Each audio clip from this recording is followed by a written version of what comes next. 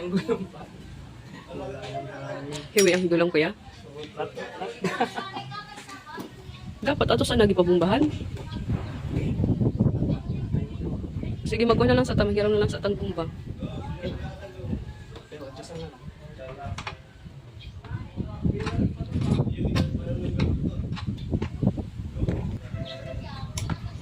Malubak lang yung kanina. Hindi mo hinahanap. Lumot mga kabatas. Ikagay ka na. Ay, gumawa eh.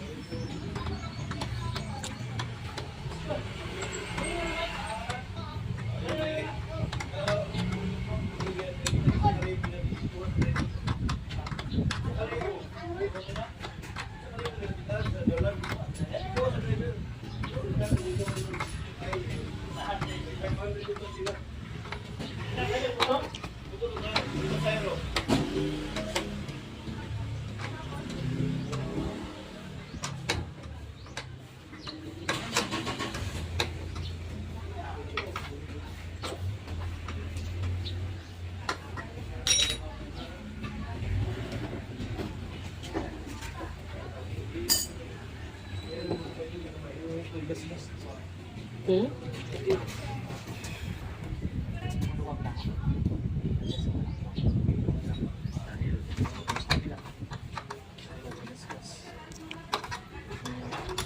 Wala ka ron nga.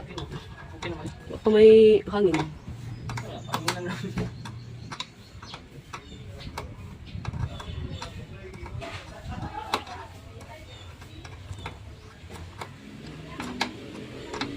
Tignan nga natin kung magkano ba yung design. Okay? Oh, okay. Okay, mga kabatas.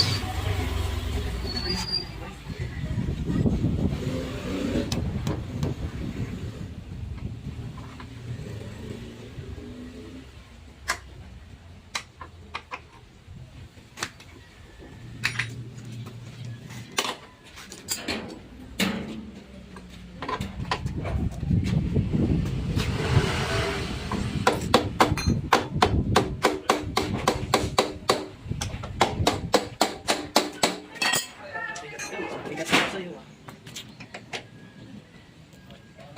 Well mga birds, kung hindi pa kayo nakasubscribe sa YouTube channel,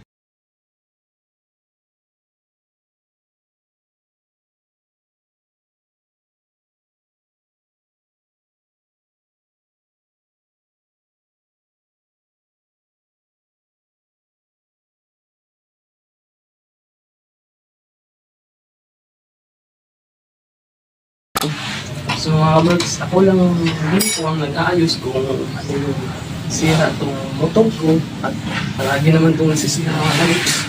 Noong una may wiring problem siya. Pinaayos namin ni mama dahil hindi ko pinaya yung medyo mahirap kasi yung wiring mo kasi pagka mag-grounded yung motor ko, pagka mag-grounded yung motor ko dahil madami akong kinabit ito ng mga dim, mga lights, mga kaberks na para siyang pang racing. Maayos din siya tignan kapag gabi. Pero mga kaberks, okay na yung kanyang wiring. Kaso nagbigla ako dahil pumunta kami ng klase ko sa Karamkan. At biglang may nag-ingay sa kanyang makina. At napakalakas ng kanyang vibration kaya alam ko na yun kung ano yung makina. Pag makina na yung problema mga ka-brakes, masakit talaga sa puso. Kaya hindi ko muna ipinaayos. Ang ginawa ko lang para hindi masyadong ma-vibrate yung motor ko, hindi ko muna siya ni-long ride at tinanggalan ko siya ng air cleaner. Hindi yung air cleaner, yung laman ng kanyang air cleaner, yung nasa loob niya. Tinanggalan ko lang para hindi masyadong ma-vibrate, pero napakaingay niya mga ka-berks. Parang big bike yung ingay. Pero okay naman yung ingay niya. Napaka-goods. Hindi naman sakit sa kanya mo. Pero may problema talaga sa makina mga ka-berks. Bahala na yun, si mama na bahala. Okay.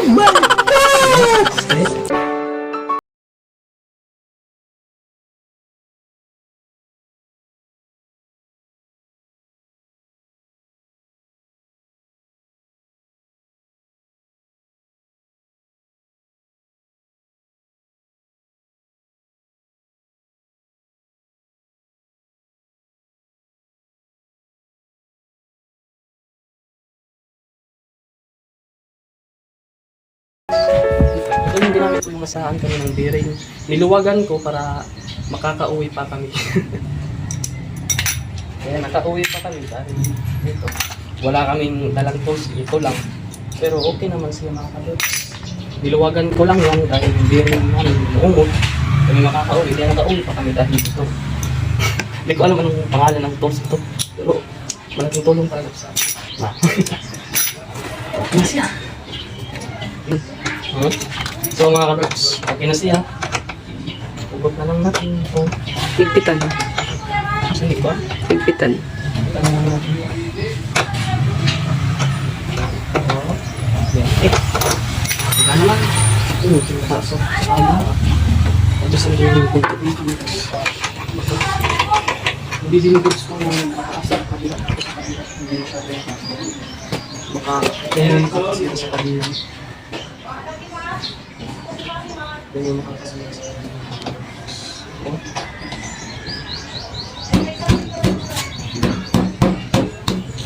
Ito yung tamang-tama. Check mo muna ang tamang-tama.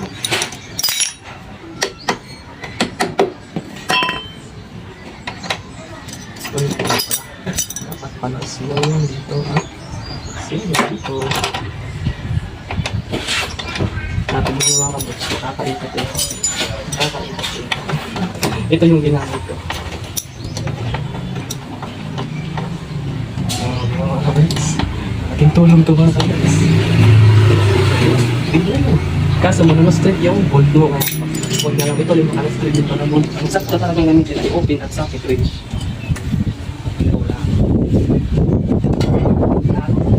Open range. Alam yung ginamit ko. Ikot mo yun. Oh. Yeah. Ikot yun. Ikot na natin. So, kasi ito ginamit ko. Ito talaga yung tinatawag spot range na nalabit na. Kasi tagal lang sa kagala. Kasi tagal sa kagala. Yung kalapit. Buti tagal. Sa spark lang para kung masira yung spark lang, sa akin. Hindi nila lang mama na ano palagi yung spark lang. Patay ko yung ito. Mama, tama ka na.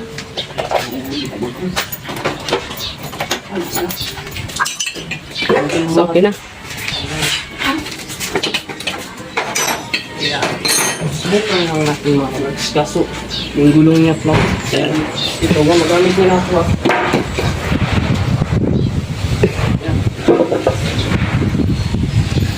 Kuan sa diha kuya.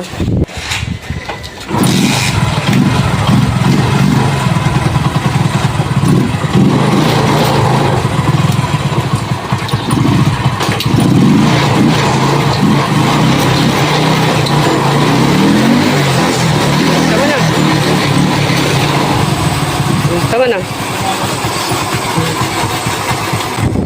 Maraming salamat po sa panonood ng ating YouTube channel mga kaberks. At kung hindi ka pa nakasubscribe sa YouTube channel ko mga kaberks, subscribe mo yan at i-click mo na rin yung notification bell para updated ka sa mga